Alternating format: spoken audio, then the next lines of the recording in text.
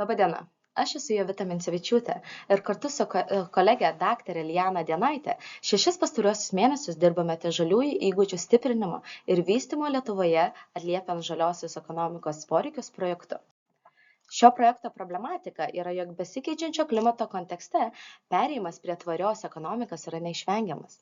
ES įgyvendinama Europos žaliąjį kursą siekia iki 2050 metų tapti klimatui neutraliu žemynu. Šis ambicingas tikslas reikalauja ne tik technologinių inovacijų, bet ir esminių pokyčių darbo rinkoje. Dėl žaliosios pertvarkos atsiranda naujos profesijos, transformuojamos ir esamos tradicinės profesijos. Todėl vienas svarbiausių uždavinių – ugdyti žaliuosius įgūdžius. Skaičiuojama, kad iki 2030 metų bus sukurta 2,5 milijono naujų darbo vietų ir mažiausiai 60% visų suaugusiųjų turės kasmet dalyvauti mokymuose. Šio projekto tikslas – parengti rekomendacijas, kaip skatinti žaliųjų įgūdžių ugdymą atliepiant žaliosios ekonomikos poreikius Lietuvoje. Šio projekto eiga sudaryta iš 6 etapų, tai žaliųjų įgūdžių temos tyrimas, interviu su suinteresuotomis šalimis, gerųjų užsienio praktikų analizė, esamos situacijos analizė, parengtos rekomendacijos bei rekomendacijų pristatymas nacionalinės profesinio mokymo pažangos platformos nariams. Ekonominio bendradarbiavimo ir plėtros organizacijos šalyse žaliosios darbo vietos sudaro 20% viso užimtumo. Lietuva šiame kontekste tarp pirmaujančių valstybių. Žaliųjų darbo vietų dalis čia siekia beveik 24%, o Vilniaus regione net 35%, tai aukščiausias rodiklis tarp visų BPO regionų.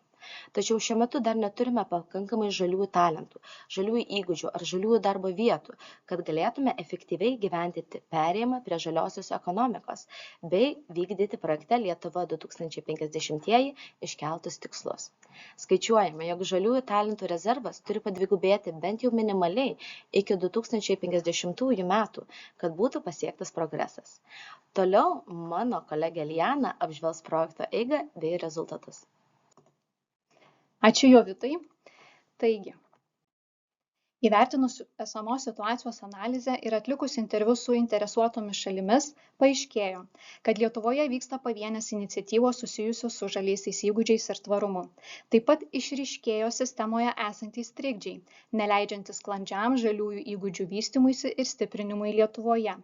Matome, kad trūksta stebėsenos ir prognozavimo, temos savininko, skaitmeninės infrastruktūros, bendradarbiavimo ir koordinavimo tarp suinteresuotųjų šalių.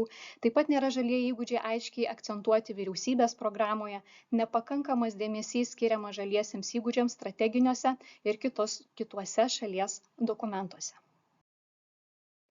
Kaip vienas iš rezultatų buvo parengtas Lietuvos žaliųjų įgūdžių ekosistemos žemėlapis, kuriame yra pateiktos įvairios institucijos vykdančios skirtingo masto iniciatyvas susijusias su žaliaisiais įgūdžiais ir tvarumu. Plačiau su dokumentu galite susipažinti kurkalta.lt puslapyje. Kitas svarbus šio projekto rezultatas yra parengtos rekomendacijos. Jos buvo suskirstytos į 3 pagrindinės grupės. Pirmosios grupės rekomendacijos skirtos atsakomybės prisiėmimui, tai yra temos savininko išsirinkimui. Pastarojo nebuvimas nulemia tai, kad žaliųjų įgūdžių politika pakimba ore, todėl procesas vyksta fragmentuotai ir nekoordinuotai, vykdant pavienės iniciatyvas, be struktūros ir norimo rezultato. Be to, temos savininkui svarbu vykdyti horizontaliai įgūdžių politiką, integruojant juos į visus visuomenės sluoksnius ir institucijas, bendradarbiaujant su įvairiomis suinteresuotomis šalimis. Žaliųjų įgūdžių politika turi būti nuolat tobulinama, atsižvelgiant į naujausius pokyčius darbo rinkoje ir technologinę pažangą.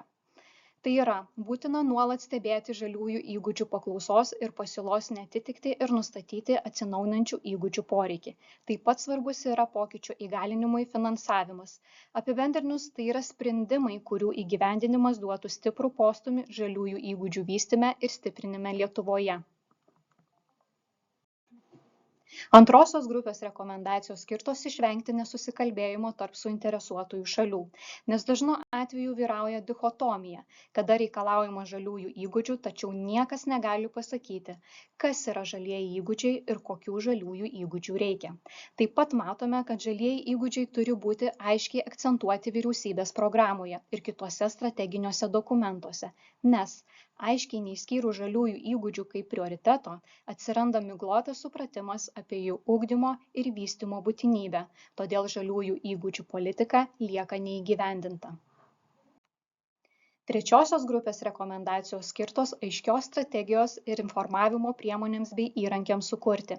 Kadangi dvigubos žaliosios ir skaitmeninės transformacijos metu didelis dėmesys yra skiriamas skaitmeniniams įgūdžiams, labiau pažengta skaitmeninės nei žaliosios pertvarkos srityje. Todėl siūloma žaliųjų įgūdžių politiką vykdyti kaip vykdoma skaitmeninė, su visu tam reikiamu dėmesiu, resursais, pradeda nuo žaliųjų įgūdžių stebėsenos programų, aiškios strategijos, dokumentų rengimo iki platformų sukūrimo. Taip pat yra būtina verslo švieta. Ypatingas dėmesys turi būti skiriamas smulkiam ir vidutiniam verslui, kadangi jisai sudaro apie 90% Lietuvoje esančio verslo. Siūloma skirti finansavimą žaliųjų darbo vietų kūrimuisi ir mokymams susijusiams su žaliųjų įgūdžių įgijimu, tobulinimu ir persikvalifikavimu. Taip pat ne ką mažiau svarbu yra sukurti žaliųjų įgūdžių skaitmeninę infrastruktūrą, kuri apimtų interaktyvias mokymosi platformas, žaliųjų technologijų praktikos duomenų bazę, bendruomenių ir tinklų kūrimosi platformas, karjeros ir darbo paieškos įrankius. Na ir trečiasis rezultatas, kuris dar tik įvyks, tai projekto rezultatai bus pristatyti nacionaliniai profesinio mokymo pažangos platformos bendruomeniai. Renginį kuruoja Švietimo mokslo ir sporto ministerija. Ačiū visiems prisidėjusiems prie šio projekto įgyvendinimo. Daugiau apie projektą bei kitus pateiktus dokumentus galite rasti kurklt.lt puslapyje LinkedIn platformoje arba susisiekti su mumis nurodytu elektroniniu paštu. Ačiū už dėmesį.